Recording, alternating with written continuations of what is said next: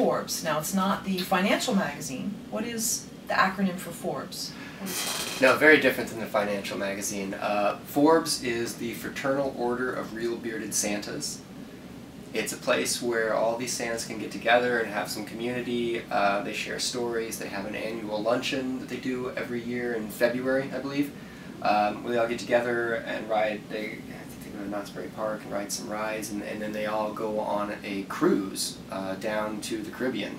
It's a way for them to get through the sort of post-Christmas depression that a lot of these guys go through, and I didn't really know anything about that until we started to make the movie, but apparently most of these guys go through a post-Christmas depression when it's all over because they're so used to being the center of attention for so long, and there's such a build-up coming to Christmas that finally on December 26th, when it's all over, there's a huge letdown.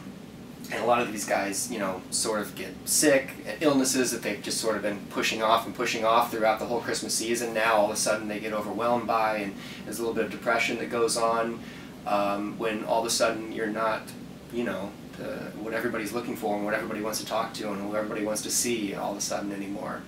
So Forbes is a place that they can all get together. They have this luncheon, and they talk about, you know, their designers who come in. They can get new custom suits built.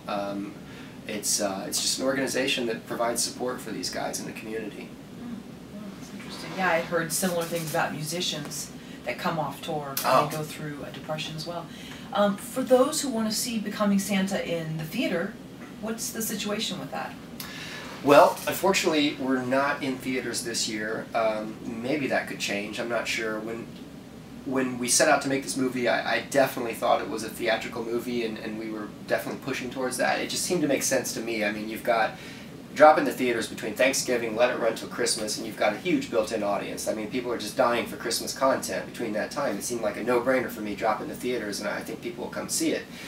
But what I learned along the way through all the distributors we were talking to is it seems like for small independent movies like ours, it's very difficult to make a profit in a theater.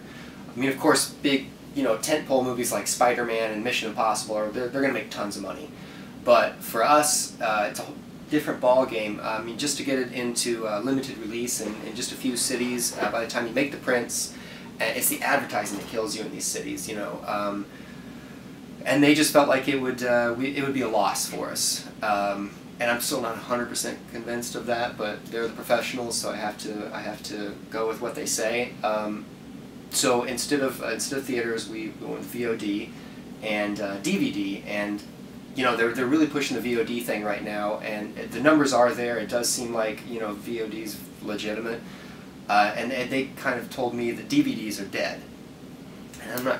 I think the sun is setting on DVDs, but I don't think it's set yet. And especially with this movie, it was really important for me to make sure we had a DVD deal for this movie, because I feel like it's a Christmas movie, and it's a gift. It's something you can buy and give out, and I think it also is for adults, and I think, you know, myself included, come from the generation that, you know, you want to have a hard copy of something. I like buying DVDs. I like having a collection of DVDs. And sure, I download things also and do VOD, but it's nice to have that collection. I like to look at it. I'll pull movies out and rewatch it, or listen to the director's commentary, or rewatch scenes and things like that. So I felt like it was important to make sure this was on DVD, so I'm glad we got that.